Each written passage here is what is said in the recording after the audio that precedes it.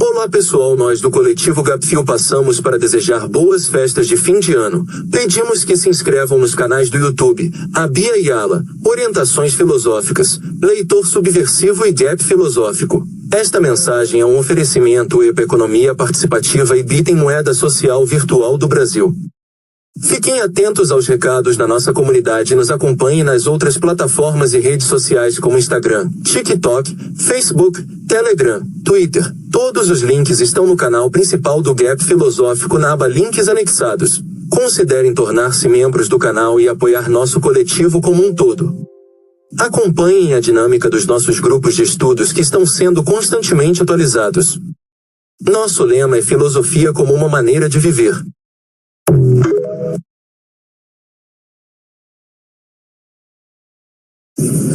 É isso aí, galera. Finalmente estamos ao vivo aqui nos canais Gap Filosófico, no canal do Leitor Subversivo, para apresentar do que se trata o nosso coletivo aqui, o Gap Fio.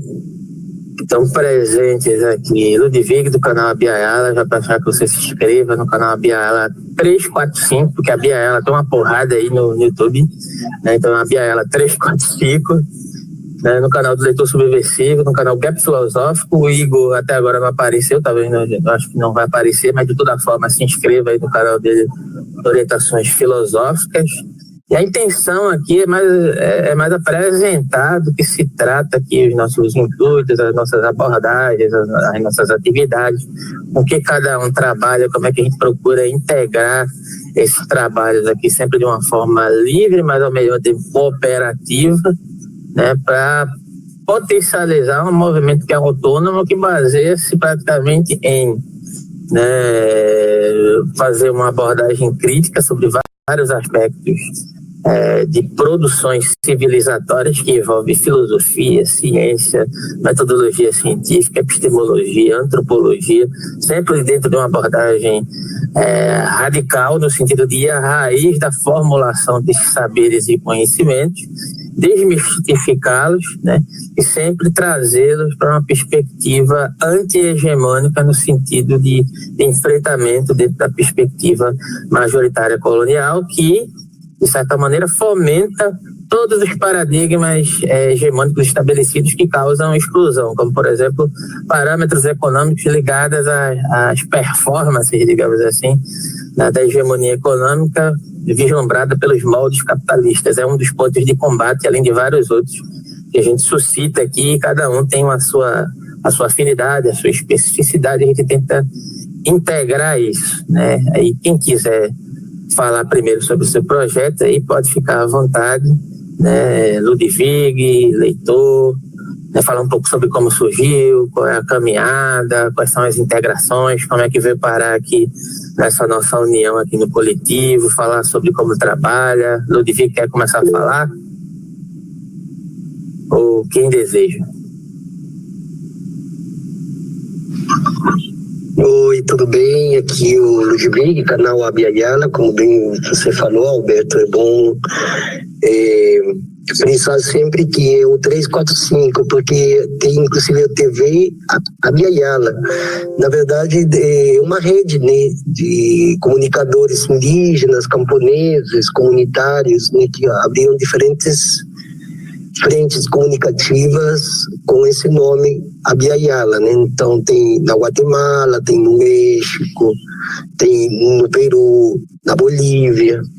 E aí, justamente quando eu, em 2013 em adiante, eu comecei a perceber que existia isso, e percebi que não havia um canal A Bia Yala Brasil, né? Aí que eu decidi fazer, eu vou abrir um canal A Bia Yala Brasil, que faz justo, inclusive, dentro do movimento indígena, para que nós que somos indígenas de outras regiões dessa geopolítica latino-americana, está fazendo trabalho junto também com parentes e não parentes dentro do território, né? Brasil, né? A mim o que me interessaria um pouco é saber uma das coisas principais, né? Nosso modelo de organização em termos econômicos financeiros, né? Criar uma espécie de um fundo de comunicadores, de Para nós temos, por exemplo, que nem aconteceu ontem com a gente aqui, que a gente foi assaltado, roubaram o celular, a gente não tem uma condição econômica de dizer, já vou comprar um celular agora, né? Como a gente pode desenvolver esse fundo de colaboração mútua entre os canais, né? E a outra coisa também sobre os conteúdos, né? O canal Abya Yala, embora ele seja, digamos assim, formalizado como se fosse um canal indígena, mas ele não é apenas indígena, ele trabalha também desde outras frentes, mas que dialogam também com as questões indígenas, tanto em termos legais e principalmente dentro da questão climática ambiental, né?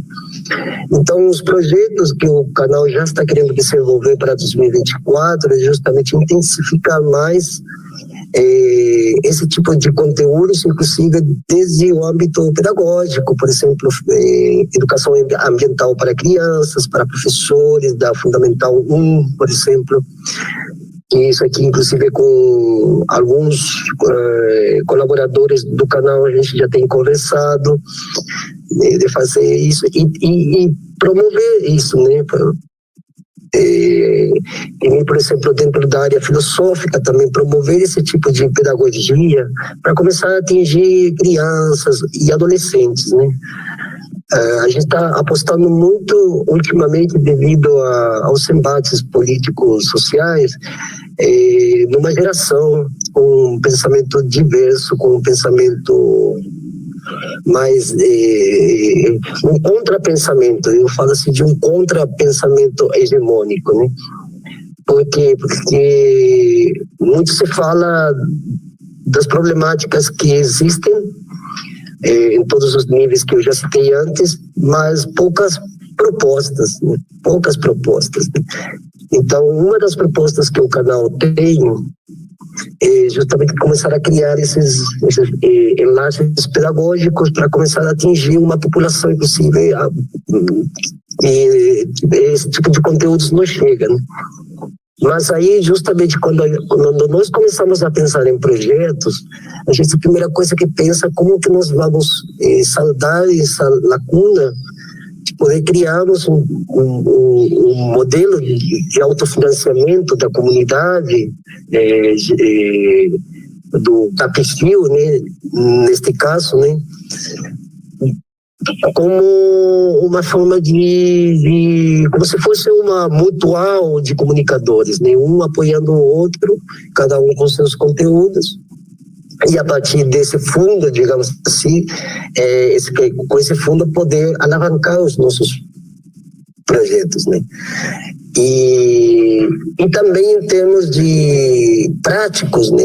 Em termos práticos, no caso do canal Abya Yala, está pretendendo estar mais, inclusive, em campo, né? Isso, para estar em campo, por exemplo, como eu fiz a viagem para Brasília, denunciando o que está acontecendo lá, naquela região do Santuário dos Pajés, ali no Noroeste. Acho que vocês devem ter visto alguns dos links que eu fui postando, inclusive na minha rede Facebook e no Instagram. Começar a estar em outros lugares onde as coisas estão acontecendo, dentro dessa linha de pensamento em relação a meio ambiente, ecossistemas, crise climática, etc. e tal, né? E aí a gente também precisa de ter esse fundo para poder custear o quê? Transporte, minimamente. Por exemplo, eu estou pensando aí para o Recife. Agora, não sei como que eu vou fazer, mas agora com o que aconteceu, acho que vai me atrasar um pouco, né?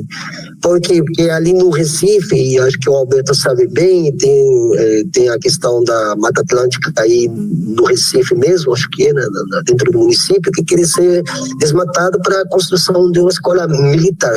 Então, o que o canal pretende fazer? É estar ali e mostrar do mesmo modo que o canal fez quando esteve em Brasília.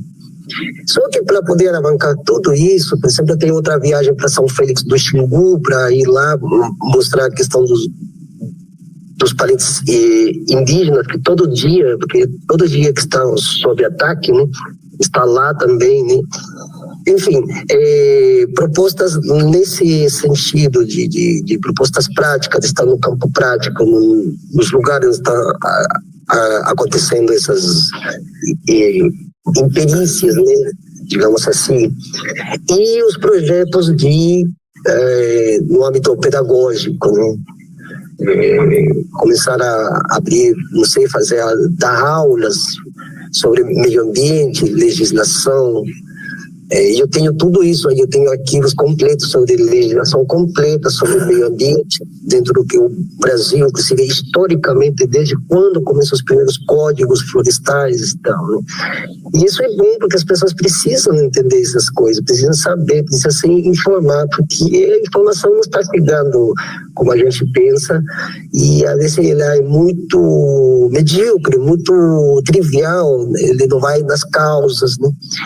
E a população está um pouco sedenta de saber disso, porque de onde que vem uma crise climática? Por que uma crise na questão dos territórios, a violência, né, em relação aos territórios, como está acontecendo, né? E essa é a proposta que pelo menos o canal tem em função desse tipo de temáticas, né, para ser levada de uma forma mais ampla. Aí, ao mesmo tempo, a gente quer saber como que nós vamos organizar para ter esse fundo, para nos apoiar entre nós e poder também chamar outras pessoas para que venham apoiar, porque acho que os outros canais, com o passar do tempo, começam a se interessar pela comunidade do Gap-Frio, a gente pode ter, inclusive, uma dimensão ou alcançar mais pessoas, né?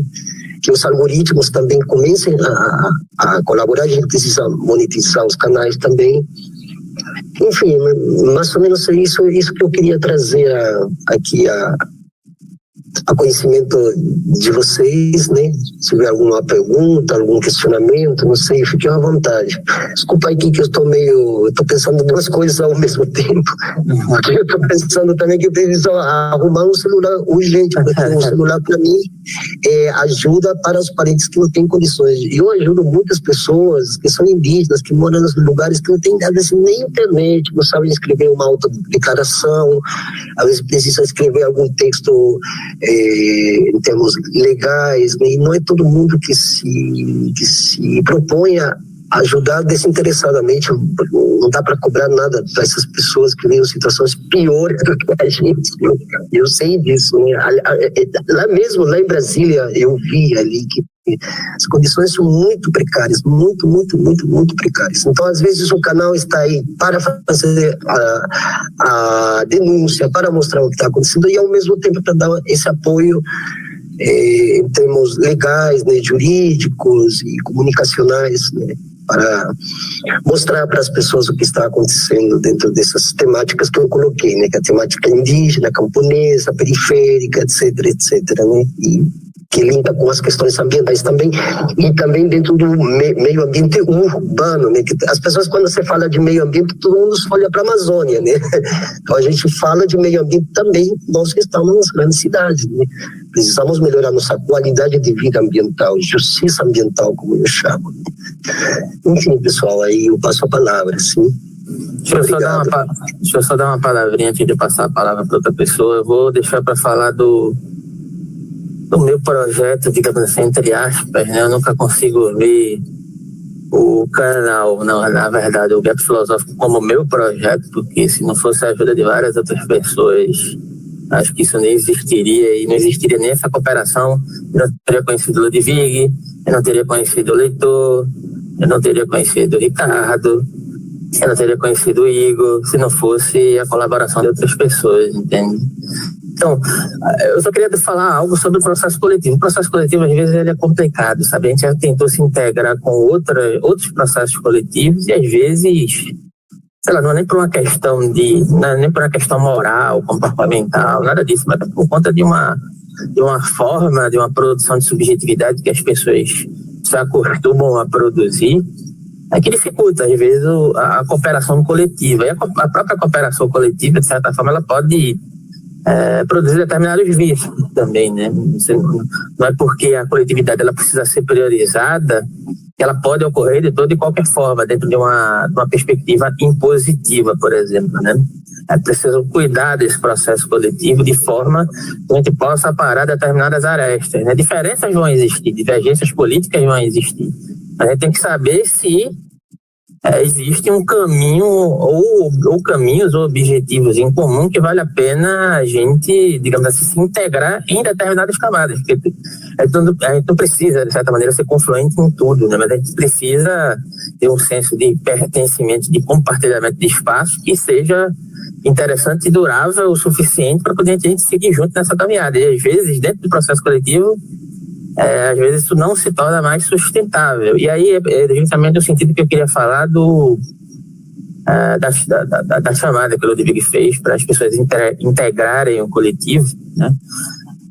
Um dos pontos que são importantes aqui do nosso coletivo é que ele não tem um caráter centralizador. A gente não quer monopolizar o seu trabalho, a gente não quer integrar você dentro de um processo de assimilar o seu trabalho dentro do nosso trabalho. Primeiro que ele não tem essa característica, ele visa preservar a identidade de cada um, né? Lógico que dependendo das confluências ou não, a gente pode ver formas de trabalhar ou não, né? E uma das características, pelo menos, né, que eu vejo que o nosso coletivo tem é que ele visa visibilizar o trabalho de outras pessoas, independente se elas estejam integradas com o nosso processo coletivo ou não importa muito, sabe? A gente tem várias pessoas que trabalham dentro do nosso processo coletivo que não fazem parte do coletivo, mas que são, digamos assim, colaboradores, e nós colaboramos com o trabalho delas. Eu acho que esse é o intuito, né? A liberdade dentro de um sentido de respeito mútuo, né? De consideração pela seriedade do que a gente faz, apesar de que muita gente talvez não considere que esse tipo de trabalho independente seja sério o suficiente de acordo com os parâmetros estabelecidos pelas grandes instituições, né? E aí eu deixo claro que a nossa proposta não é ser uma proposta contra-institucional acadêmica no sentido majoritário, né? Mas é ser veementemente crítica a ela, né? O tanto quanto for necessário, até onde for necessário, né? Porque é uma das causas de, digamos assim, de invisibilidade social, né? Pelo menos como eu percebo, né? É algo chamado como uma espécie de cerceamento acerca de um elitismo acadêmico que ainda é muito forte, né, dentro da academia. E aí teria uma série de questões que eu poderia falar acerca disso, né, referente à experiência pessoal, referente à experiência de outras pessoas, referente a vivências políticas, a uma caminhada de vida que eu também já tenho passado, mas aqui o intuito da mensagem aqui gravada do nosso coletivo não é essa, né? Qualquer dúvida você pode nos mandar recado, todos os links estão aí na descrição e etc, né? Ludwig falou da questão do financiamento coletivo. Tem várias formas de a gente tentar organizar isso, né? A questão que eu vejo por muitas vezes é como a gente tentar de fato efetivar essa questão, né? A gente pode fazer, sei lá, uma vaquinha online, um apoia-se, né? Tem um clube de membros aí no canal que eu estava pensando em reverter justamente dentro de um processo coletivo, só que até agora a gente não tem um membro sequer ainda. Não é uma questão de responsabilizar as pessoas porque elas não estão ajudando, eu acho que também não se trata disso. Acho que um ponto importante é deixar claro que o nosso trabalho ele não tem um objetivo financeirista, né? Mas a gente precisa sobreviver, né? Porque por muitas vezes aqui, por exemplo, eu preciso às vezes passar o dia todo com o computador ligado e minha conta vem quase R$300, eu tenho que pagar a conta, senão eu não tenho como trabalhar e ajudar o pessoal, né? E aí não é uma questão de, digamos assim, vamos dividir a responsabilidade. Não, a gente tem que ter noção de quem pode dividir certas responsabilidades ou não. Mas assim, se você puder ajudar, é ótimo, porque faz com que a gente continue, digamos assim, de certa forma, fazendo o nosso trabalho de uma maneira minimamente satisfatória, porque é difícil você não conseguir ter o mínimo para poder sobreviver e fazer esse tipo de trabalho que já tem um caráter marginal, digamos assim, que está à margem de uma série de questões hegemônicas, não está institucionalizado, não está validado por grandes instituições, mas por muitas vezes é até mais válido do que esses processos, né?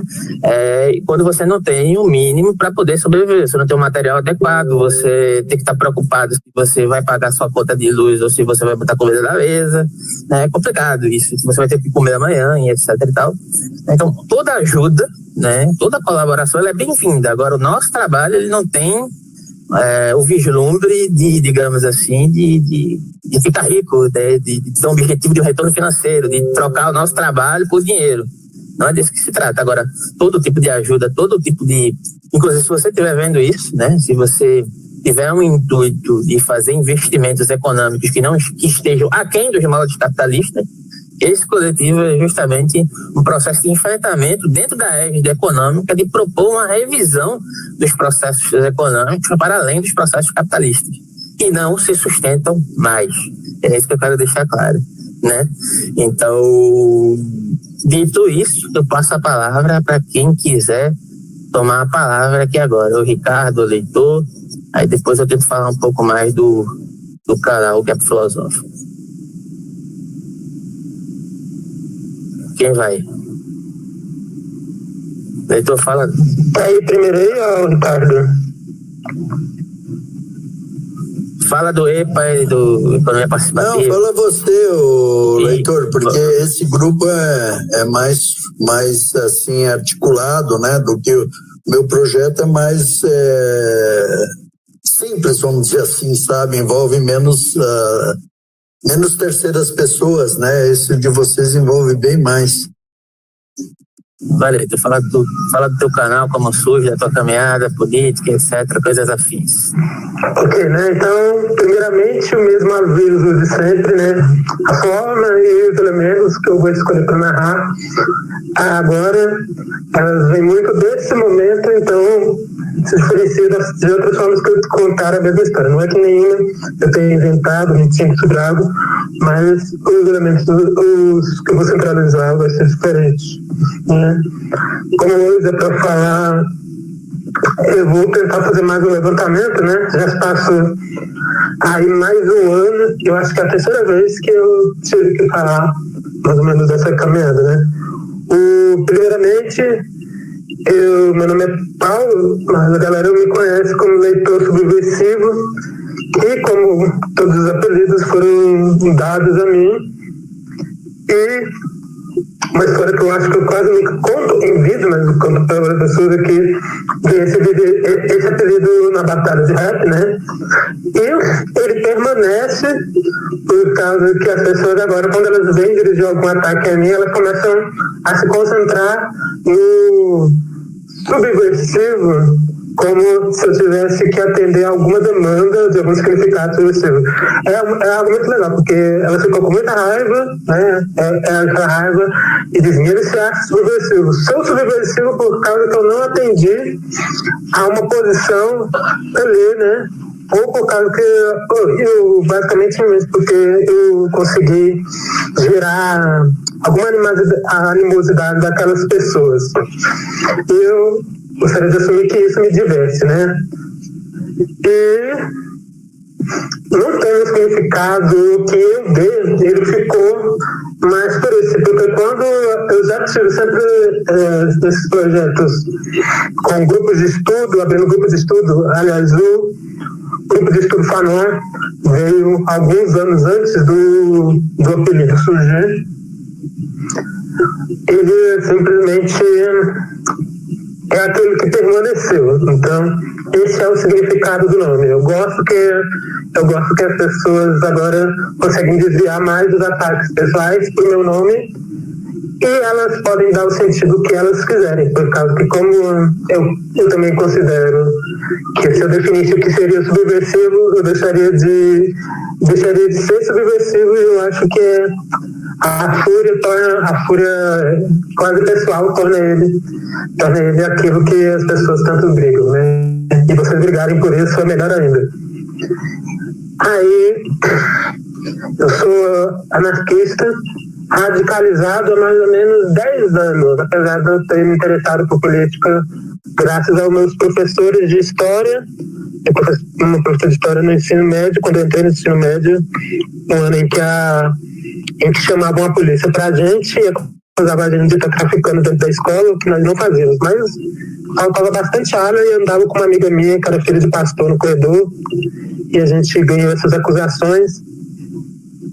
E aí começou meu interesse por política. Transferência para a nova escola, foi meu diretor que tentou fazer uma conversão minha ao marxismo, e ironicamente, ao tentar fazer uma conversão ao marxismo, ele ficava me dando o livro do Nietzsche. Então foi graças ao diretor da escola de Descastre, doutor Anísio, que hoje eu leio Nietzsche, mas apesar dele, graças à escola anterior, então minha professora de história me apresentou ao anarquismo, eu já tinha uma simpatia anterior ao anarquismo, embora ainda teria outros contatos mais específicos além desse, nesse período, para assinalar essa aproximação.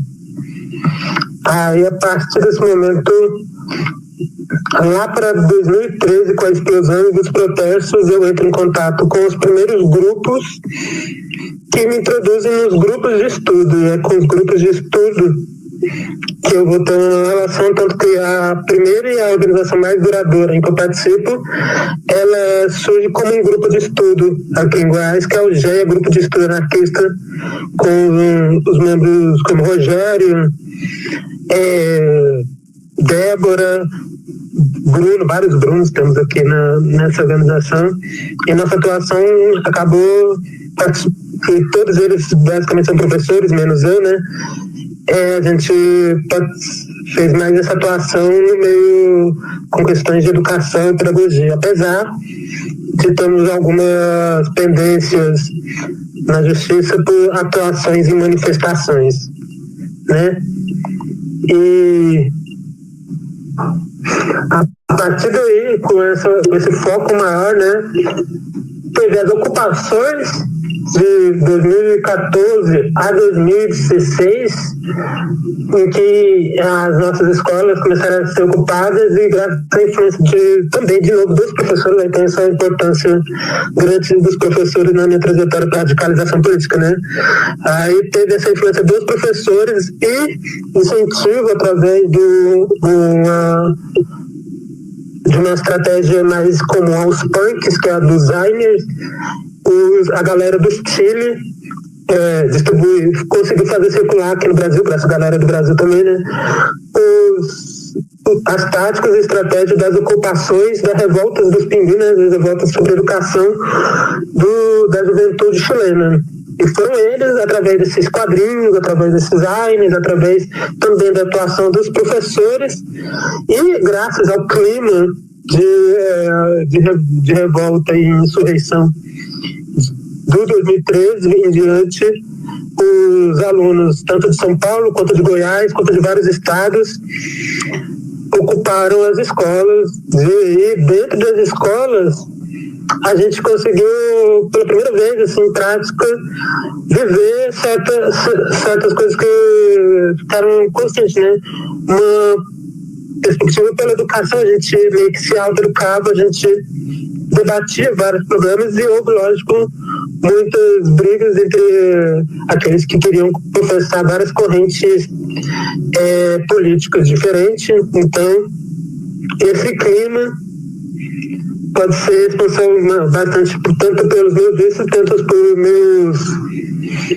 quanto por qualquer virtude que eu tenha aí no meio de militância.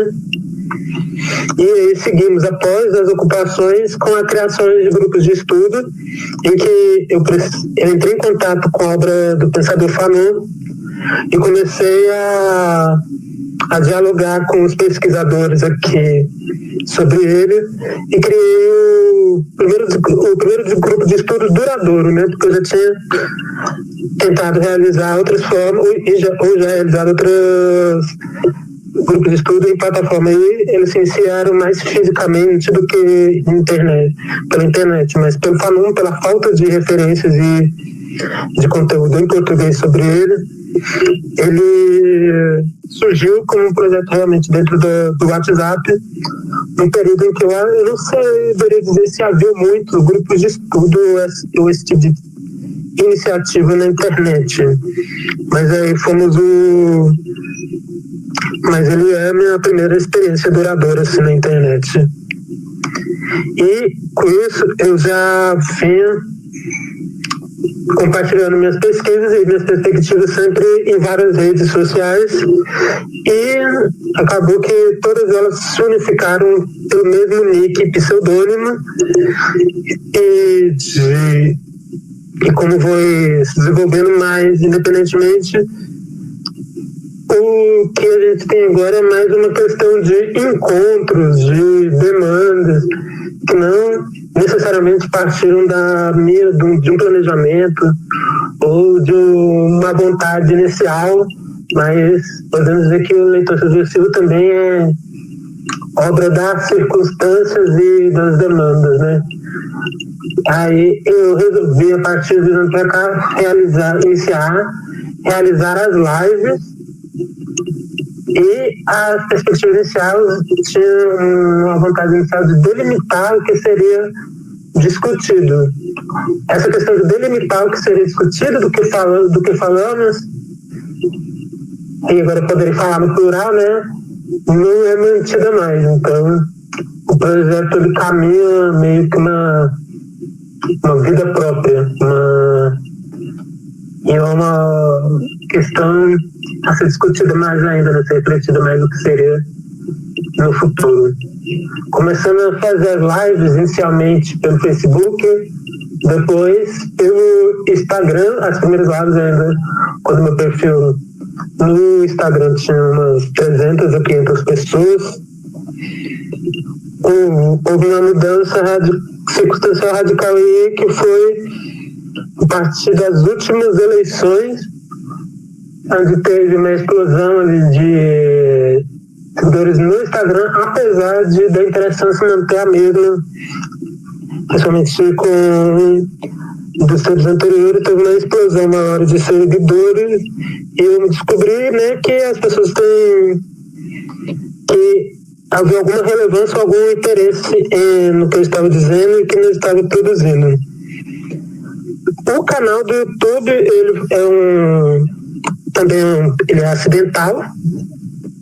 Ele surgiu por causa que teve um problema técnico já com o Instagram, que não conseguiu transmitir uma live, e eu tive que me forçar a fazer um canal. E o Alberto já tinha surgido na minha vida aí, né, há um tempão, interagindo em vários grupos. Então é graças a ele que temos agora essa presença constante nessa plataforma proprietária. E nunca tive interesses econômicos ou próprio mesmo, ou de ser identificado com algo. E também eu considero esse projeto como uma coletividade. Então essa produção de encontros mesmo, dos interesses das próprias pessoas, é que constitui mais ou menos a caminhada atual do leitor subversivo, falando assim de forma mais generalista, sem estar em todos ou em tantos aspectos biográficos, né, dessa trajetória. Então isso é por aqui.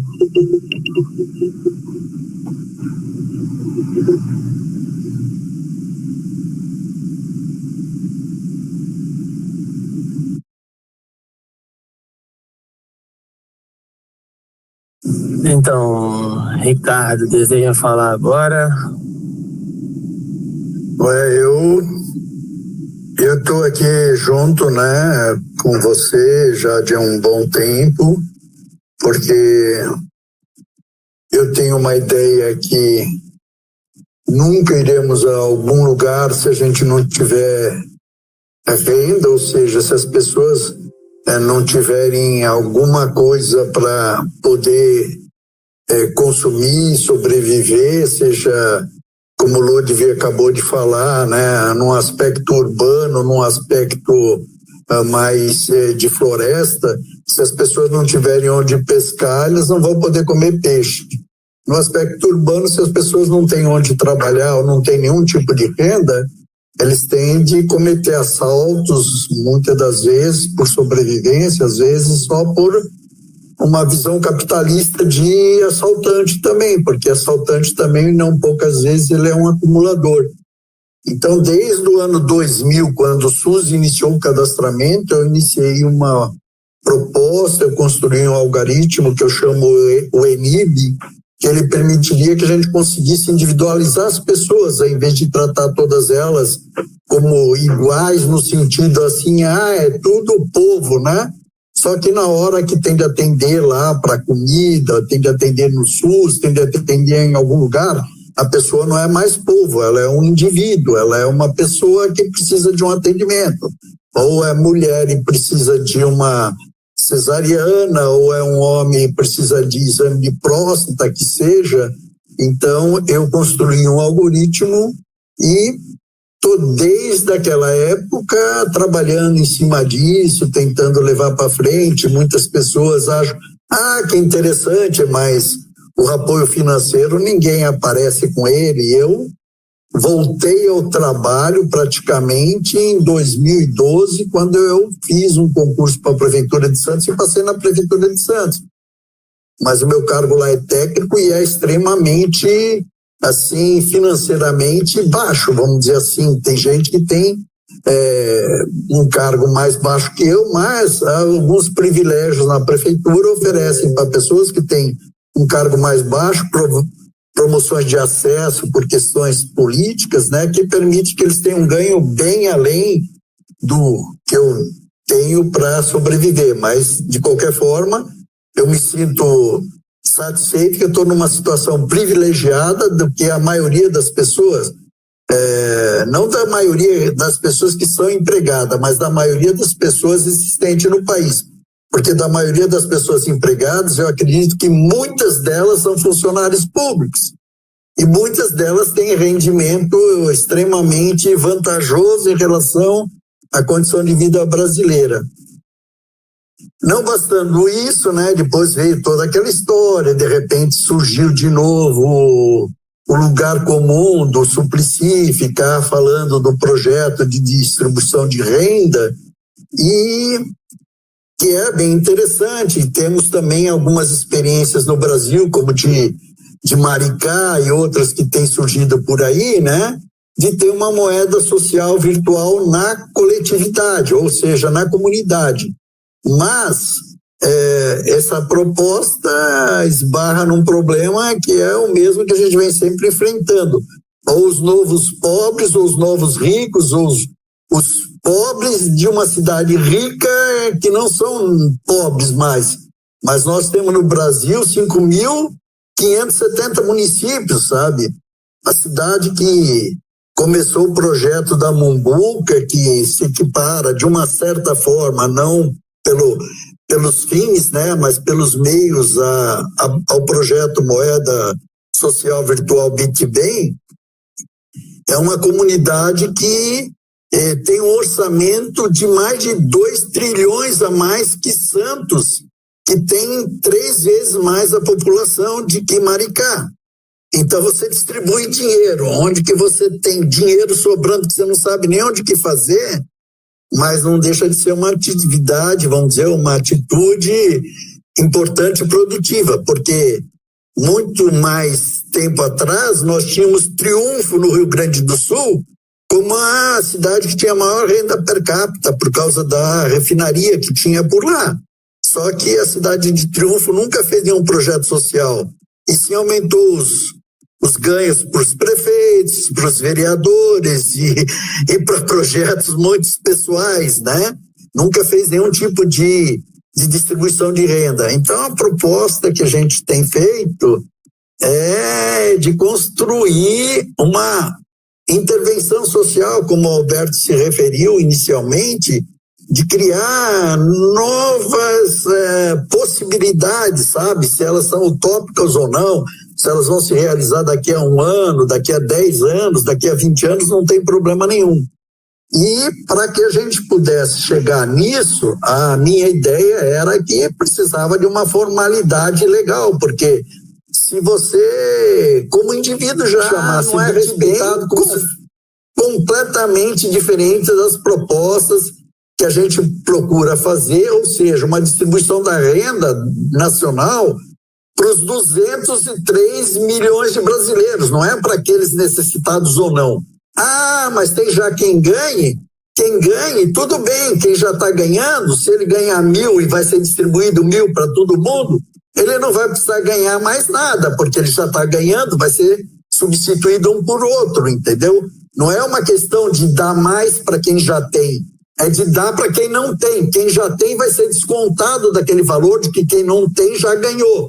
É um projeto que está lá no nosso site também, enib.com, está no nosso site que se chama economiaparticipativa.org, um monte dessas explicações, mas é muito difícil.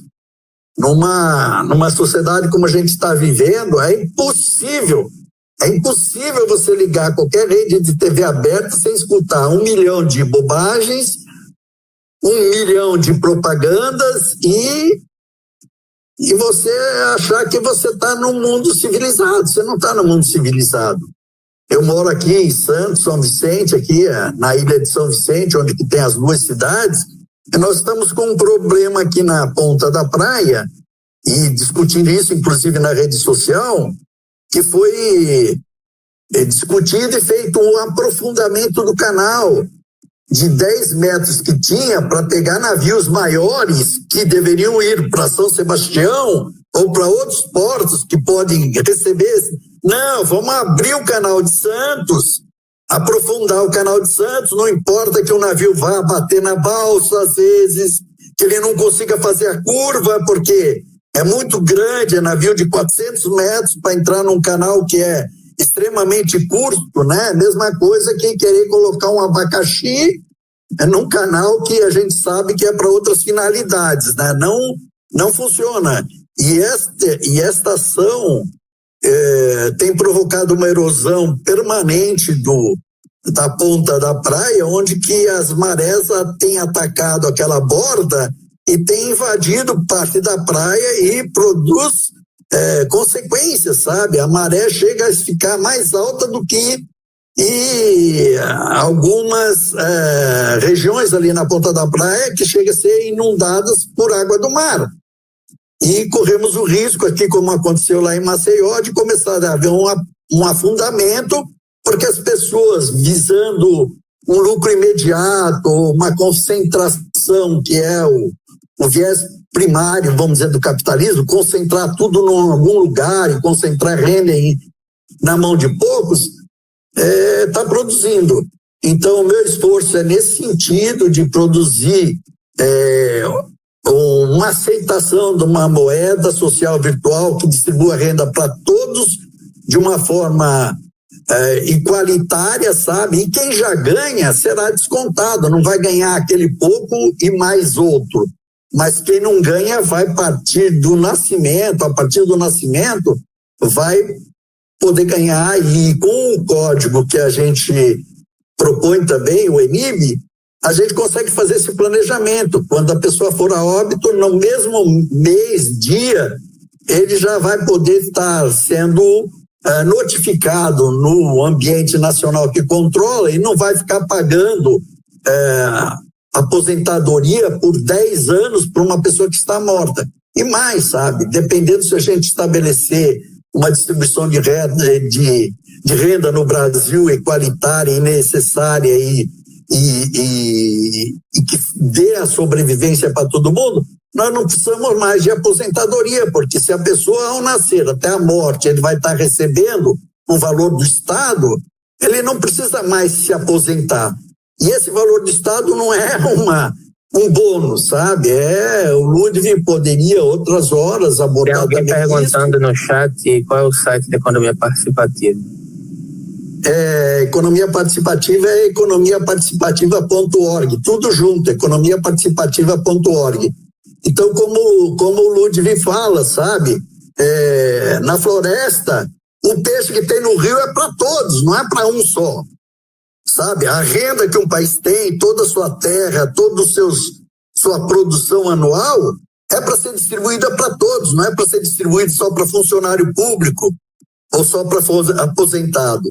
Então, esta renda distribuída, sabe, se o rio é para todos pescarem, quando os índios os povos originários vão pescar, eles trazem o peixe para toda a tribo, eles não trazem só para a casa dele, entendeu?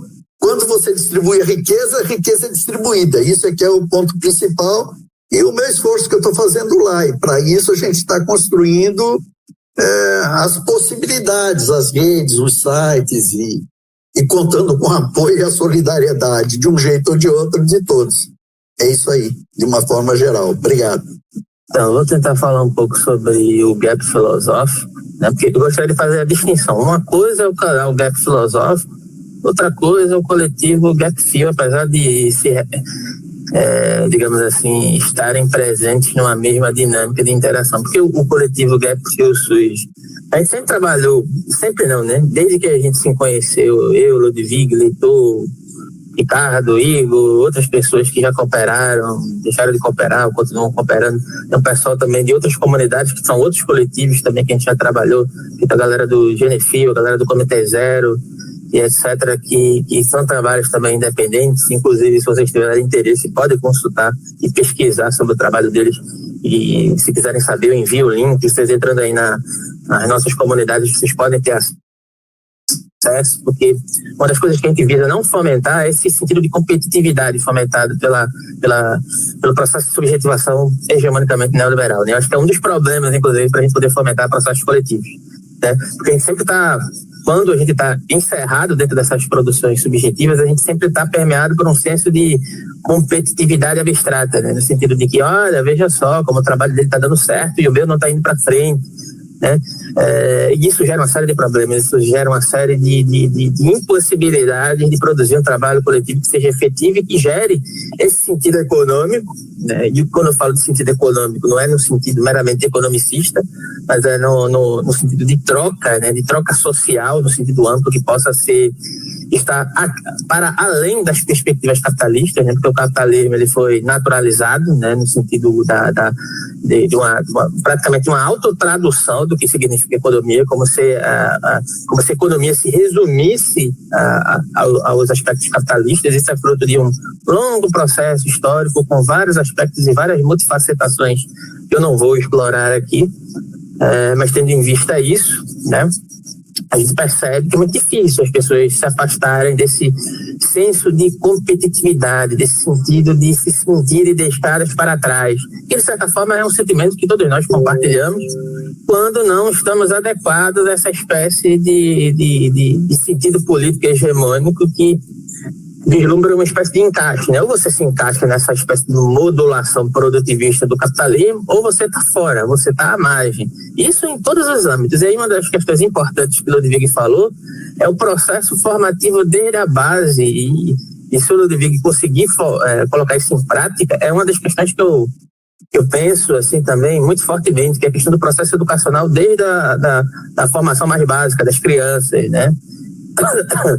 Porque aqui dentro das academias, de um modo geral, se eu não me engano, só existe uma universidade no Brasil inteiro que ensina o contato com a linguagem tupi-guarani, né? Esse tipo de pergunta ela tinha que vir à tona, né?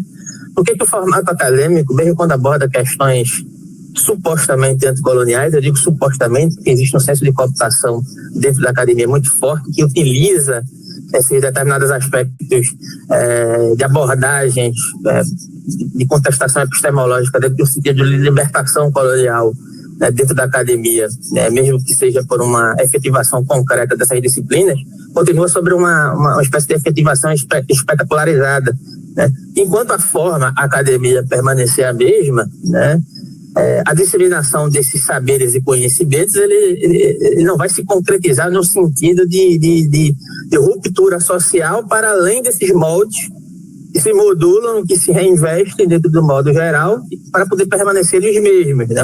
Eles não vão se tornar efetivos enquanto as modulações gerais sociais continuarem permeadas por uma espécie de específica de relação de poderes políticos ligadas às hegemonias pré-estabelecidas, seja no âmbito econômico, político, acadêmico, etc., né? Uma espécie de alienação, né, universalizada, digamos assim, como diria Debord, né? Então, a questão que se trata aqui, né, e muitas vezes a gente intuitivamente segue determinados caminhos sem muito saber porquê e nem como, né? Ele passa por essa espécie de sentimento de inadequação, né? Que não é simplesmente uma inadequação porque eu estaria, de certa forma, demandada por uma espécie de patologia de inadequação social. é porque, de alguma forma, né, isso se aplicaria, de alguma maneira, creio eu, a invisibilidade produzida, de certa forma, propositadamente, né, referente aos povos originários, né, que ou você se adequa, ou você digamos assim, se dispõe a ser civilizado, ou você está fora da sociedade, você não pode ser incluso nela, né? Isso reflete em processos gerais de produção de uma certa subserviência universalizada e disseminada da nossa sociedade, que é fomentada desde o processo formativo de base, né, que precisa ser quebrado na base, porque não adianta a gente ter acesso às mais complexas filosofias na academia, né, quando a gente não tem a capacidade de perceber as características colonizadoras desses saberes, dessas epistemologias, como é que elas nos formam, né, como é que elas nos moldam a produzir determinados comportamentos de segregação, entende? Então, não adianta falar de dialética, não adianta falar de uma série de complexidades conceituais quando eu trato de uma espécie de separação do conceito da realidade, isso já é uma espécie de alienação, né? E mesmo as contestações filosóficas desse tipo de concepção, né, por mais complexas que sejam, precisam ser investigadas no sentido de entender em que contexto histórico elas foram produzidas e não mediante um mero historicismo, tá? Porque a própria metodologia histórica acadêmica ela também é um problema, né? Porque ela acaba se tornando, digamos assim, hegemonicamente acadêmica. Eu digo, não é quando eu falo isso, não é uma contestação do método histórico acadêmico, né? Mas é a eleição de um método histórico sob certas égide acadêmicas que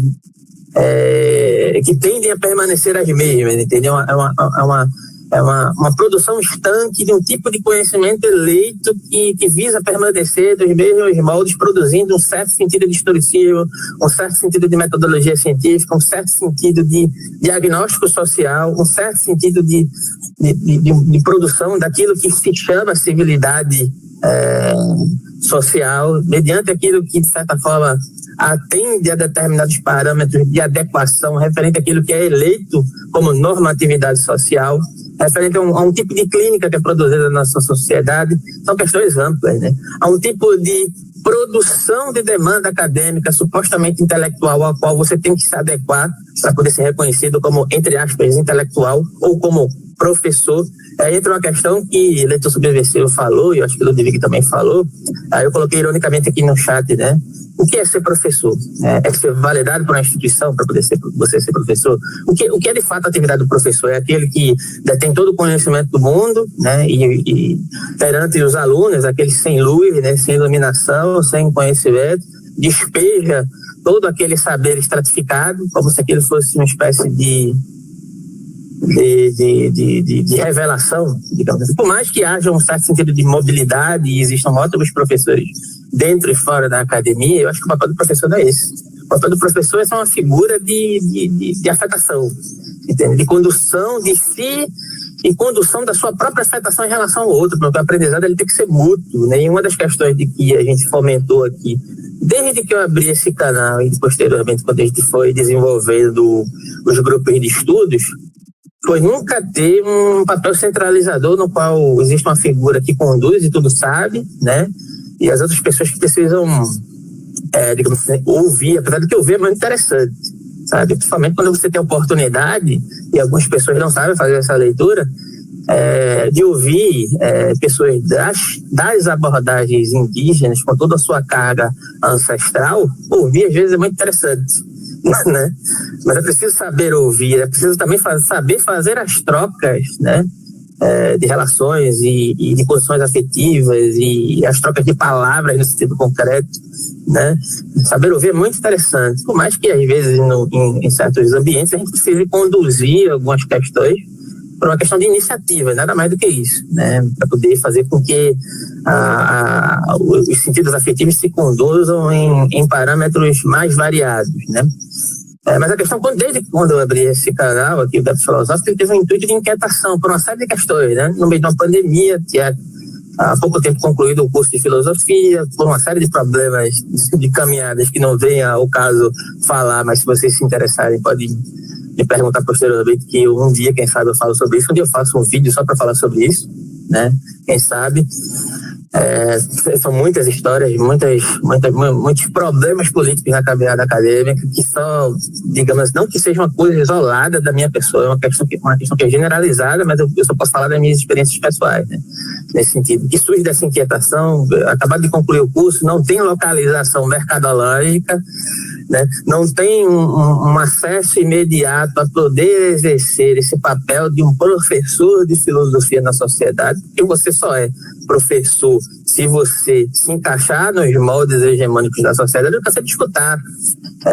Mesmo por muitas vezes substituindo um professor que mal dava aula no ensino médio, né, na época do estágio.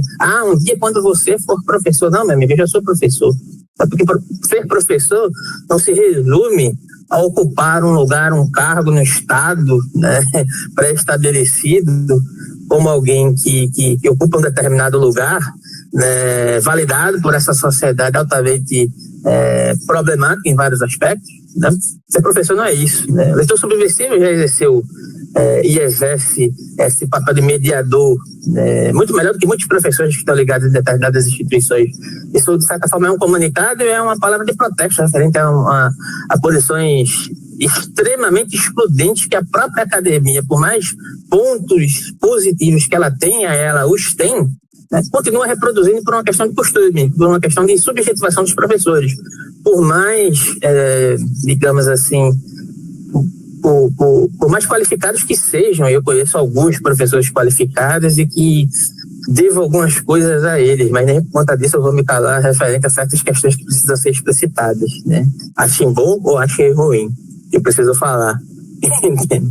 E querendo ou não, por mais plataformizada que seja o acesso a essa rede proprietária aqui, né? Pelo menos uma pseudo-liberdade a gente tem, né? De tornar a nossa palavra de protesto um produto nas mãos deles, né? Então, pelo menos eu posso, de alguma maneira, colocar alguns pingos no is. E não é uma questão de eu me sentir maior ou menor que ninguém, é justamente o sentido contrário, né? De desestabilizar esses muros, essas relações alienadas, né? Do dentro e do fora da academia. E por muitas vezes que um processo formativo é interessante, mas a condução política desses processos formativos que demandam determinados problemas, inclusive educacionais, na formação dos próprios professores. E quando eu falo de professores, eu não falo só dos professores do ensino médio, não. Eu falo dos professores do ensino médio, do ensino superior, né? E uma série de questões que continuam reproduzindo a alienação civilizatória. No maior sentido de que existe uma separação em várias camadas, dentro de uma série de produções acadêmicas, dentro de uma série de reverberações práticas políticas e divisões disciplinares que englobam também a questão de classe, mas não só, né? Que atende a determinados interesses, né? E visa manter uma certa estabilidade mediante um sistema que é totalmente involúvel, que é o sistema capitalista, né? Que tende a sua autodissolução. Então, para fazer com que essa égide, essa plataforma capitalista, ela tenha a sua maior durabilidade, é preciso reinvestir na própria potencialidade de dissolução e readaptação do capitalismo em suas várias camadas, né, para fazer com que essa espécie de relação específica do qual os próprios capitalistas sofrem de um certo aprisionamento, né, ela possa se tornar durável, né, porque existe um aprisionamento à produção de lucro, um aprisionamento à produção dessa estabilidade e sobreposição social, do qual os próprios capitalistas, eles são, entre aspas, né, vítimas dele, né? Mas muito mais sofrem aqueles que não possuem nenhum tipo de perspectiva econômica social dentro dessa lógica. Então, o canal, ele surge desse tipo de inquietação, sabe? No meio de uma pandemia, acabaram de ser formado em filosofia. Qual a perspectiva que tem um professor de filosofia no Brasil, por mais competente, interessado, esforçado que seja? Nenhum, é zero. Se você fosse pautar pela perspectiva da produtividade, do retorno financeiro, vai fazer outra coisa, vai se tornar coach, sei lá, vai vender o jogo do tigrinho ou algo do tipo. Porque a questão não é essa. A questão, e com o lema do coletivo que eu escolhi, né, de certa forma, que é a filosofia como uma maneira de viver, envolve justamente isso. Não entender a filosofia como uma mera abstração, mas como produção de realidade. E toda a filosofia é uma espécie de produção de realidade. né? Dentro do sentido mais abrangente do termo, entende? O discurso não é só discurso, né? Ele produz uma determinada materialidade, né? Ele se apregua dentro de determinadas concepções sociais. Ele chega a se naturalizar. Isso dentro de várias concepções epistemológicas, sejam elas científicas ou meramente, ironicamente, filosóficas, né? O próprio método científico ele exige uma mobilidade e incompatibilidade referente à própria, entre aspas, realidade da natureza, que é muito mais móvel do que a gente é capaz de presumir, entende? Então, o canal surge dessas inquietações, né? Inquietação de alguém que se sentia isolado, né? Por conta de, por muitas vezes, não compactuar. Não vou dizer que eu sou completamente aquém das compactuações abstratas da nossa sociedade. Vez ou outra a gente pega aqui e ali na esquina, por uma série de produções desejantes que nos afetam, né? Mas que a gente tenta evitar e tenta trazer a vida, né, de um modo geral, para além dessas determinações que sejam economicistas ou por uma espécie digamos assim, de auto-reconhecimento, de um reconhecimento que se hegemonize na sociedade por uma questão de localização acadêmica, né, por conta de títulos acadêmicos, por conta de um sucesso ligado a um retorno financeiro. Que a gente quer ter qualidade de vida e ter a capacidade de construir essa qualidade de vida para além daquilo que nos é imputado. Eu acho que todo mundo tem isso aqui em comum. Ludwig, leitor subversivo. A gente quer ter o direito de viver dignamente, de acordo com aquilo que nós elegemos coletivamente e subjetivamente como ter uma qualidade de vida, ter a capacidade de viver de fato e não ficar a vida inteira sendo escravizado por uma série de conjecturas normatizadoras, colonizadoras da nossa subjetividade e da nossa coletividade. Isso envolve um constante atrito com as institucionalidades estabelecidas. Felizmente ou infelizmente, não sei, o próprio projeto do Ricardo, que é uma proposta de economia participativa, ele passa por esse crivo. Por que aqui a gente ainda não conseguiu viabilizar, digamos assim, essa reelaboração de um sentido econômico dentro de uma outra égide econômica que possa se restabelecer por outros parâmetros que não sejam os capitalistas, porque a gente está dentro do sistema capitalista. Eu já disse a Ricardo isso várias vezes. Como a gente vai esperar de uma sociedade capitalista que viabilize um projeto econômico que não seja aos moldes capitalistas, né? Eu sei que acontece em vários casos, tem vários casos de moeda social virtual no Brasil, etc., mas em lugares bem específicos, né? Lugares bem delimitados, que ocorrem dentro de uma espécie de isolamento econômico, onde só pode ocorrer dentro dessas comunidades, né? E aí viabilizar isso dentro de uma ambiência virtual que pode viralizar aí a nível de um descontrole dessa questão, é complicado de a gente querer que, digamos assim, determinadas financeiras que se pautam pelos moldes capitalistas viabilizem esse tipo de questão, mas a gente não quer dizer que a gente vai desistir, né? E de fato, a relação com as institucionalidades estabelecidas precisa ser uma relação móvel, de contestação e adaptação em um certo sentido, mas sem se vender, tá? Então, o canal ele surge mediante todas essas inquietações que são filosóficas, econômicas, políticas, psicológicas, que tem a ver com a questão da saúde, tem que ter a ver com a questão da clínica dentro do sentido social amplo, né? E de certa forma, a gente foi encontrando pessoas que, de certa maneira, também estavam embebidas desse processo, né? De contestar os processos educacionais e de estudo, né? O que é que impede a pessoa de abrir um livro e estudar, né? Isso depende de um processo formativo acadêmico, às vezes sim, porque a academia durante muito tempo foi uma cerceadora de conhecimento, né? E determinados métodos ficaram, digamos assim, restritos à academia por saber que era isso que tornava a academia exclusiva, né? Mas isso cada vez mais vem sendo destituído, né? Então a gente tem que fazer o papel, de certa forma, de roubar esses conhecimentos e disseminar. E também, de certa forma, esse é o intuito do nosso canal e dos nossos projetos do modo geral. Fazer com que a população, do modo geral, tenha acesso a esses conhecimentos. Que a população, de modo geral, tenha a possibilidade de trabalhá-los e se inserir neles, né? E modulá-los, e modificá-los, né? E colocar a mão em tudo isso, né? Mediante tudo que a gente tiver a possibilidade. Então, o canal Gap Filosófico é um canal de aprofundamento filosófico dentro do sentido material e radical de contestação em todas essas reverberações, né? Criar um ambiente pelo qual você tem a capacidade de errar e aprender e entender que o erro também é um processo de, digamos assim, de produção de conhecimento também. Entende? Então, eu espero que a questão da viabilidade econômica, né? Eu queria falar um pouco sobre isso, né? A gente, por muitas vezes, precisa de grana, né? De estar dentro da sociedade capitalista, mas isso não quer dizer que a gente esse seja o nosso maior intuito, que seja produzir conteúdo para, de certa forma, exclusivamente monetizar os canais, até porque é bem complicado monetizar o canal aqui. Inclusive, o nosso canal já tem quase 4 mil inscritos, não está nem perto de monetizar, porque existe um certo sentido de produtividade que esteja alinhado com certas questões que o YouTube joga para você, porque você tem que falar, ou seja, farofa da GQ, coisas do tipo, né? Você tem que estar falando sobre o que está no hype no momento para poder você viralizar, e você tem que ficar obcecado por isso, e não é nosso intuito aqui. Nosso intuito é produzir aquilo que a gente acha interessante para o nosso público, que seja disseminado e decidido coletivamente, que interesse ao pessoal da comunidade de fora, independentemente de um sentido mercadológico que nos é imputado pelo YouTube, apesar de que ele o tempo todo não está incitando a fazer isso, né? Então, eu poderia falar uma série de outras questões sobre as relações do canal, sobre as pessoas que passaram por aqui, agradecer algumas pessoas que passaram por aqui, e etc. Mas aí eu citaria o nome de algumas pessoas e esqueceria de outras. Mas uma das pessoas que eu gostaria de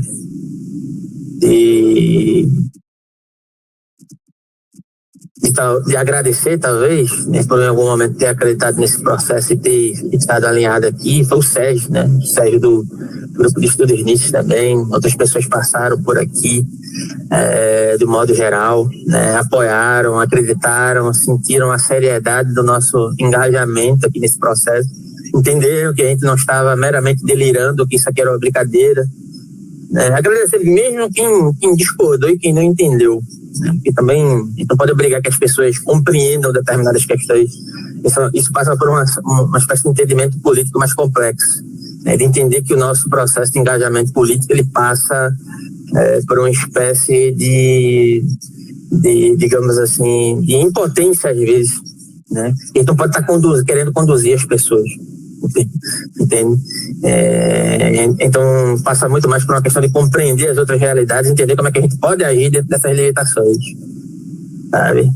Então é isso. Aí eu falei um pouco sobre a trajetória, eu não falei especificamente sobre o canal, mas aí eu passo aqui a palavra para quem quiser aí fazer alguma pergunta, alguma colocação final, né? Porque a gente já passou de 1 hora de reunião. Essa reunião era mais para expor os nossos intuitos aqui dentro do coletivo, para quem não conhece a gente ainda passar a conhecer, né? E trocar algumas ideias sobre. Tá muito vento. Vento aqui? Terminando, só para lembrar que o objetivo também, né? Minha participação aqui é para acreditar, eu acredito no que eu venho tentando propagar, né? Que seja toda forma de disrupção, seja ela a sedição, o motim, a conspiração, a revolta e a revolução, e como a gente não tem uma lógica comercial, a gente não pretende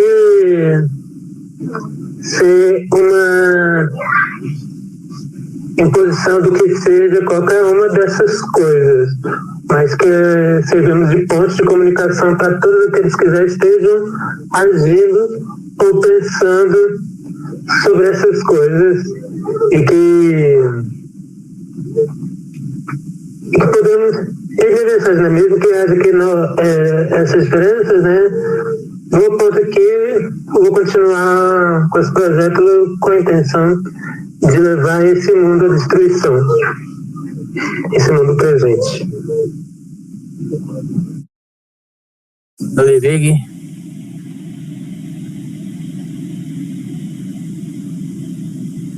Ludwig acho que deu uma saidinha. Enquanto o Ludwig não volta, eu peço que vocês, mais uma vez, que estão assistindo isso agora, ou que vão assistir posteriormente, se inscrevam aí no canal Abiara 345, se inscrevam no canal do Leitor Subversivo, se inscrevam aí no canal Gap Filosófico, procurem as nossas redes aí que você vai poder ter acesso a tudo que foi falado aqui, ou a outros coletivos também. Uma coisa importante de falar é que o nosso coletivo, ele, por mais que a gente seja insignificante, a gente também visa visibilizar o trabalho de outras pessoas, sem necessariamente você precisar fazer parte do coletivo. Não, simplesmente você quer entrar na comunidade, divulgar o seu trabalho, quer divulgar aqui no canal do YouTube, quer fazer uma live aqui conosco para visibilizar o seu trabalho, está começando o canal do YouTube, quer fazer uma live para expor o seu trabalho, tendo você formação ou não, é só entrar em contato conosco, seja na caixa de mensagens ou nos links disponibilizados aí no chat ao vivo ou na descrição dos vídeos, seja no canal Gap Filosófico, Leitor Subversivo, na Bia Yala, onde quer que seja, entendeu? Tem os nossos links aí das comunidades no WhatsApp. Você pode entrar também, tem os grupos de estudos que normalmente estão pausados por conta de uma série de questões, demandas acadêmicas, né? A gente tem feito bastante coisa esse ano e tem bastante coisa para fazer ano que vem também, né? Mas aí tem todo um ordenamento que eu estou organizando ali nos grupos para poder, de certa maneira, deixar mais claro para vocês que grupos estão em atividade e etc. Tem uma cartilhazinha que eu fiz ali, coloquei lá nos grupos do WhatsApp para vocês entenderem como é que está funcionando isso. Aí no momento tem 3 comunidades gerais do GapFil e mais outras comunidades de projetos ligados, né, ao projeto do GapFil, como por exemplo a comunidade do Economia Participativa, no qual vocês podem interagir diretamente conosco, saber um pouco mais, se quiserem apoiar. Se você é algum capitalista, né, que de repente se sinta tocado, ou é um capitalista que de repente se tornou anticapitalista e deseja financiar um processo coletivo que precisa veementemente de uma grana para melhorar nossos equipamentos, para distribuir essa grana aí no coletivo, viabilizar nossos processos econômicos, investir em uma série de questões que a gente precisa constantemente, estamos abertos a receber investimentos, é claro, né, utilizar o capital para poder irromper as próprias modulações hegemônicas do capitalismo, né? Então, a gente precisa desse apoio, se você tivesse interesse, é só entrar em contato conosco, né? E é isso, né? Tem as nossas outras redes também, tem o Instagram do Leitor Subversivo, tem o Instagram do Gap Filosófico, tem o Instagram do Ludwig, depois eu vou colocar tudo aí na descrição do vídeo, tá? Vocês me mandem, tem o site de Economia Participativa, uma das pessoas já perguntaram aí, mas sempre estou colocando aí nos links das comunidades, já vou colocar na descrição também. E tudo isso tem um intuito integrador, né? A gente tenta integrar as ideias, mas potencialmente disruptivas de cada grupo, né? Por exemplo, a concepção de economia participativa do Ricardo, né? Os campos de atuação do Ludwig, os campos de atuação do Leitor Subversivo, a dinâmica e a forma de operar do canal Gap Filosófico, integrando isso numa espécie de potencialidade onde cada um atua nas suas especificidades, né? Inclusive o Ludwig falou, o Ludwig faz muito trabalho de campo, porque ele consegue fazer esse trabalho de campo. Eu já não consigo, porque eu não consigo esse tipo de apoio, mas ele consegue. Então, onde eu não consigo chegar, o Ludwig chega. E nós chegamos juntos lá. Eu já até falei pra ele isso, cara, eu me sinto aí com você, né? Você estando aí, o Ludwig foi a Brasília, foi lá no assentamento Pé Corral, correu lá na Bessussan e etc. E aí a gente produz esses vídeos em conjunto. Então, ele estando lá, eu tô lá, né? Então, onde o Ludwig não chega, eu chego, onde eu não chego, o Ludwig chega e nós chegamos juntos. Entendeu? Eu acho que é assim que a gente progride, é assim que se produz um processo coletivo. Entendeu? Ludwig, quer dar uma palavra aí para encerrar? Beleza, sim, eu queria falar aqui, bem parabolicamente, sobre 3 fatos, né, importantes que foram colocados aqui, né, e uma delas é justamente a questão financeira, que não tem nada a ver com ganhos pessoais, mas para manter o próprio canal e justamente linkar isso com a necessidade de estar em lugares, né, específicos, né, e tentar mostrar para as pessoas o que de fato está acontecendo muito além das próprias redes sociais e de toda a questão maqueteira que tem hoje, esse modelo de comunicação atual que existe, né? Porque a comunicação se transformou numa mercadoria também, como então, o que eles têm para oferecer, inclusive as mídias progressistas, é mais bem uma mercadoria mesmo. E a gente não está oferecendo mercadorias, né? A gente está oferecendo conhecimento, a gente está oferecendo vislumbre, a gente está oferecendo elucidação dos fatos, a gente faz análise e exame sobre textos e fazendo que esses textos dialoguem com a realidade empírica. Então, as falas aqui da maioria tratam sobre isso, né? E cada um está fazendo do jeito que sente e que sabe fazer, né? Então, todas as frentes elas são desejadas, são legitimadas pelas próprias pessoas que fazem que a comunicação não se torne um objeto de fetiche, de mercadoria. Por sua vez, né, tem a questão das necessidades, que a gente queira ou não queira, a gente está dentro ainda desse modelo capitalista. Por mais que se diga que o capitalismo está em crise, que o capitalismo é isso, que o capitalismo é o outro, né? O capitalismo está aí. Se eu aqui eu não arranjo um dinheiro para comprar um outro celular, não tenho mais celular. E para ter contato com o mundo, eu preciso de quê? Eu preciso de um celular. Ou seja, ao mesmo tempo, é o próprio capitalismo que te dá algo que parece que te dá uma certa liberdade, emancipação ou amplitude na dimensão que a gente transita nesse mundo enquanto seres vivos e sociais, né? São politicon, né? A gente tem que estar ali, né? A gente não tem como não estar, né? A gente já está estando, né? Então esse capitalismo está aí e, portanto, a gente precisa sobreviver, mesmo que nas bordas. E nessa sobrevivência estão aqui, estão as tecnologias. E o problema não são as tecnologias, o problema é a ideologia na qual se sustenta esse modo de produção e distribuição das tecnologias. Tecnologia deveria ser para todo mundo a mesma coisa, ou seja, todo mundo ter acesso a ele para certos usos e com uma certa compreensão de que significa utilizar, por exemplo, a própria web. E as pessoas não são educadas para utilizar a web, elas são utilizadas, as pessoas, nós estamos aí. E a gente vê que através dos algoritmos, quais são os algoritmos que impulsionam? Aqueles que geram mais mercadoria ainda, mesmo que virtual. É mais mercadoria, tenta produzir mais mercadorias.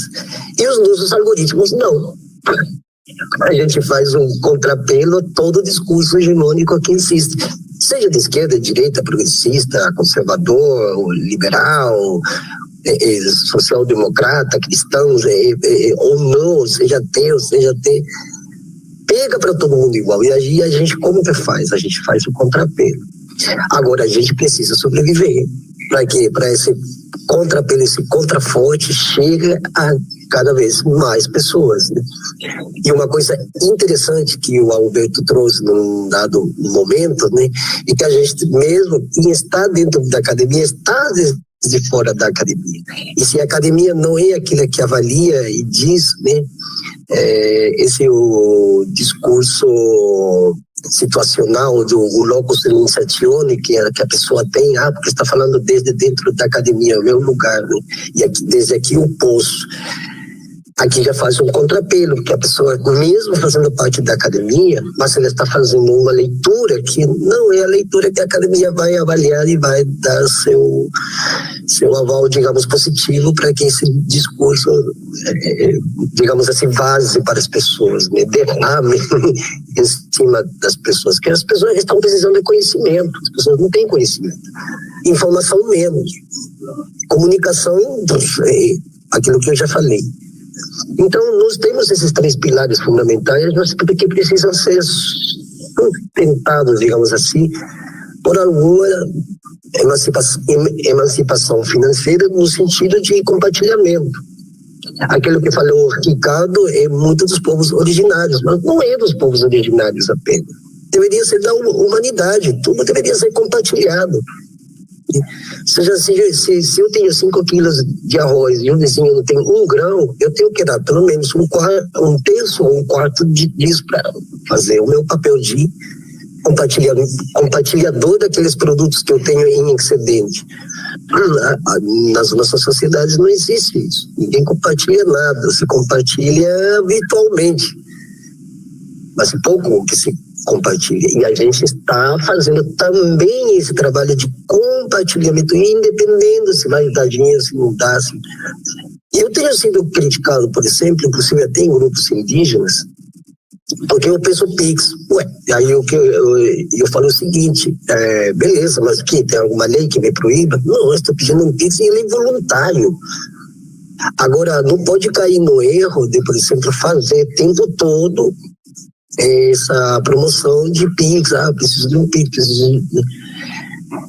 E se ela vai, tem que ir com algum conteúdo. Eu penso Pix toda vez que estou fazendo um vídeo novo. Nós estamos pedindo Pix por 2 ou 3 vídeos já liquidificados. É justo, é o normal. E é voluntário, ninguém é obrigado a nada.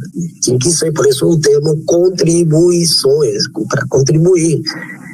A contribuição ela é livre, ela não tem uma medida. Então, quem vai obter o mesmo conhecimento, ninguém vai cobrar essas pessoas, né? Mas a gente tem que pensar nesses 2 lados para nós, inclusive, já em 2024, consolidar o nosso projeto. Esse projeto em comunidade, né? E eu tenho uma comunidade vem bem aqui, porque somos de diferentes linhas, mas a gente vai numa direção de que a gente está nesse contrapelo, a gente está nesse contraforte. A gente quer fazer esse movimento contra-colonial de fato, prático. E já na comunicação, que o que mais precisa é na área de comunicação. Porque vocês veem aí as redes sociais, Fla-Flu, não saem disso. Não saem disso, é Fla ou Flu? Não, é Flu. Se não é Flu, é Fla. No futebol, na política e até mesmo dentro das relações humanas. É uma competência o tempo todo, as pessoas competindo, né? Uma neurose, uma histeria tenebrosa, né? E a gente também não tem de fazer isso, a gente não faz. Então isso é mais um ganho. E quanto mais isso a gente for comunicando para as pessoas, olha, nós temos um grupo, nós temos canais assim, assado, pá. Olha, que legal. Vai ter muita gente que vai aderir, porque cada vez mais pessoas estão pouco a pouco abrindo sua consciência em relação ao que está acontecendo de fato, não tanto somente no aspecto político ou espiritual também, né, senão dentro do campo intelectivo, né? As pessoas precisam ter essa comunicação, precisam desse conhecimento, né? Precisam precisamos fazer, né? Precisamos, né? Todos nós fazer esse movimento, cada um com aquilo que possa justamente contribuir, né? E a parte e a materialidade tem de vir pelo próprio processo da dinâmica e do movimento que nós tenhamos, ou seja, sair do mero projeto para já ser uma realidade. Aliás, nós trabalhamos muito com a prática primeiro. A prática nos dá a teoria. Então, eu mesmo quando eu comecei o canal, eu nem imaginaria que iria ter quase 500 inscritos. Para mim era uma brincadeira, e hoje eu vejo isso e estou levando mais a sério, e a gente vai se aperfeiçoando mais. A gente tem que estudar sempre, a gente não pode parar de estudar, né? Estudar bastante, né, as técnicas para a gente poder se defender, né, e fazer o contrapelo de modo, né, esse contraforte, né, comunicacional, de conhecimento e tal, fazer mais que chegue a mais pessoas, né? Esse que é o interesse, e não é chegar a mais pessoas no sentido de quantidade. Isso, por exemplo, para nós não existe. A gente vê uma árvore cheia de mangas, a gente não está vendo quanto que a gente vai lucrar com essa mangueira carregada de mangas, né? Não, a gente pega 2, 3 e sabe que até os pássaros comem e quem chegar lá na aldeia, todo mundo vai comer. Então não tem a quantidade, existe só a qualidade, a propriedade mesma da manga, que é algo comestível, um fruto que é a natureza que dá, e todo mundo tem direito a comer dessa manga, dessa mangueira, né? Pegar o fruto, né? Então esse é o nosso pensamento também, né? Então a gente não está querendo trazer pessoas para dizer, porque temos 2 milhões de seguidores, isso é coaching, é fama, é trolls, são robôs, toda essa arsenal de acessórios que a tecnologia também oferece, né? Então vou parar por aqui que eu mais ou menos penso sobre todas essas falas que vocês tiveram, e eu agradeço também desde já, né? E agora eu tenho que correr realmente também para conseguir um outro celular mesmo, porque eu preciso de um celular para gravar. Então agora eu tenho que entrar em campanha aí e vai me atrasar várias coisas também, inclusive a viagem para o Recife, né? E é isso, pessoal. Valeu, Ludwig. Rapidinho, antes de eu passar a palavra para o Ricardo, que eu acho que ele vai querer dar uma palavra final. Acho que justamente essa questão, né, destacar que, por exemplo, às vezes eu escuto o seguinte, nossa, cara, seu canal é muito legal, mas tem só 3 mil inscritos, eu deveria ter muito mais. Eu assim, cara, assim, beleza, assim, pra mim as proporções, como o Ludwig falou, no começo quando eu fiz esse canal, foi mais uma questão de ter um desabafo, né, porque eu estava sufocando ali com uma série de demandas suprimidas no sentido psicológico, educacional, profissional e etc.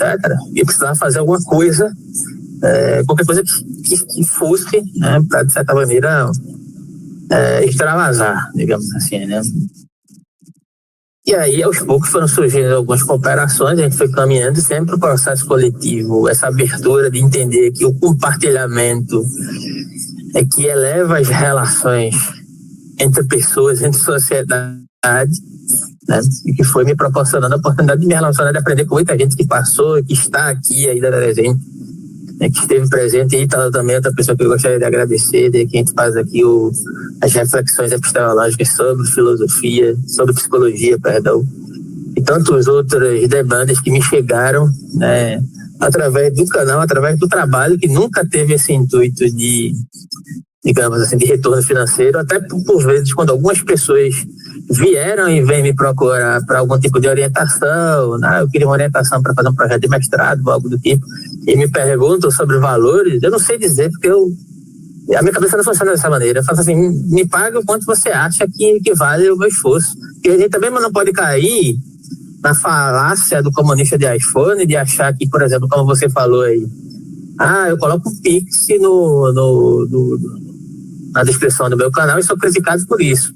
Pera lá, uma coisa é você não ser, digamos assim, optado ideologicamente pelos intuitos lucrativos do capitalismo. Outra coisa é você ter que definhar e abrir mão da sua subsistência mínima em nome de uma espécie de puritanismo franciscano abstrato, entende?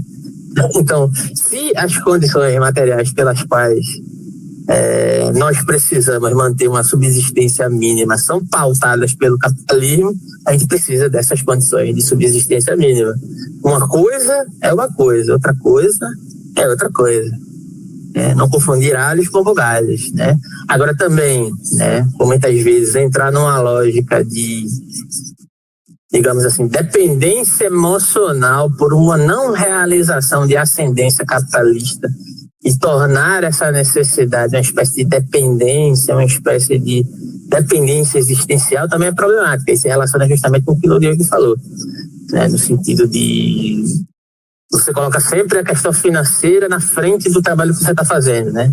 Lógico que a gente precisa, seria ideal que a gente pudesse sobreviver, digamos assim, dessas relações, é isso que a gente está buscando, de certa forma, mas não como objetivo principal, entendeu? A gente visa, na verdade, o objetivo principal é subverter essa lógica econômica para que a gente não precise, um dia, quem sabe,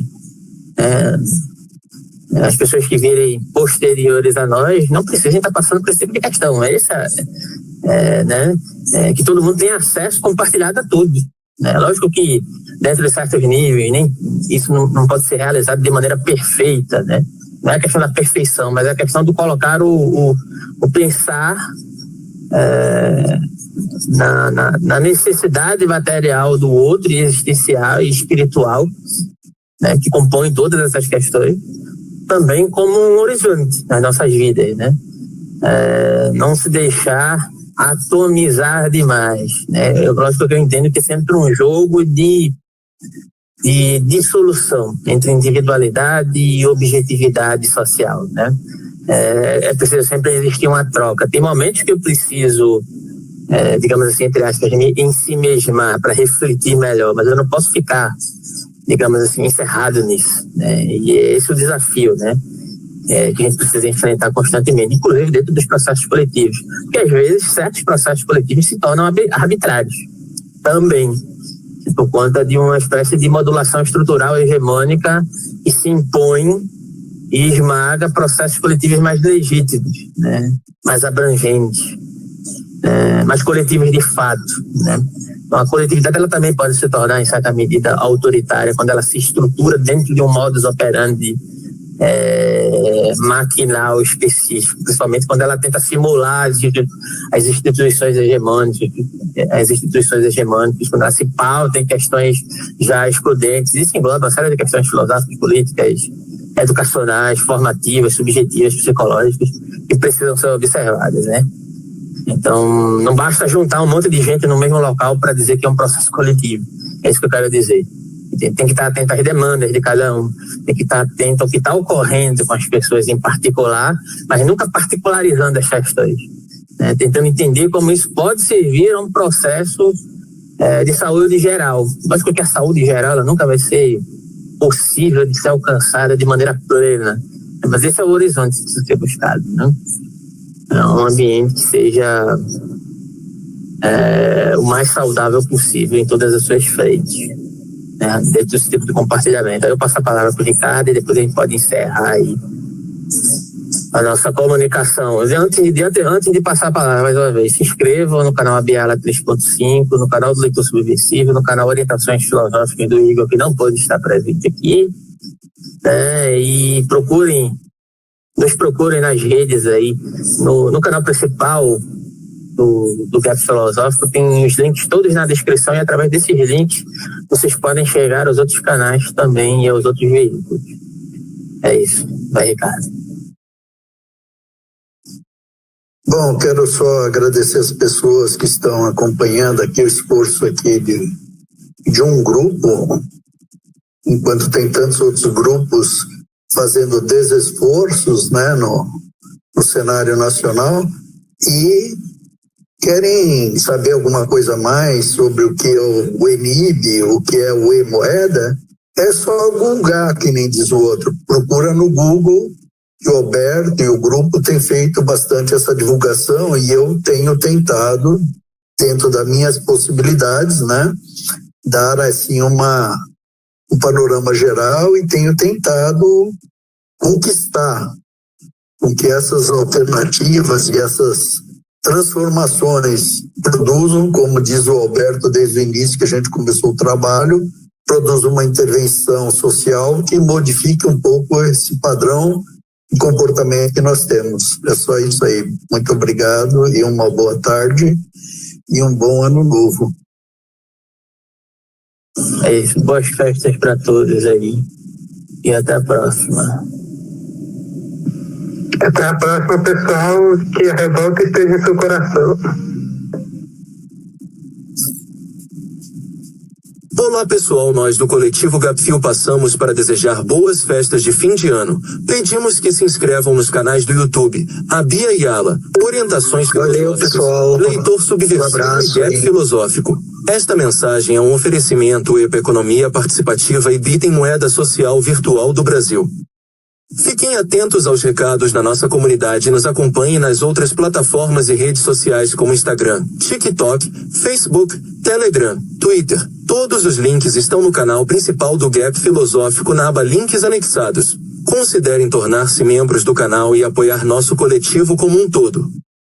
Acompanhem a dinâmica dos nossos grupos de estudos que estão sendo constantemente atualizados.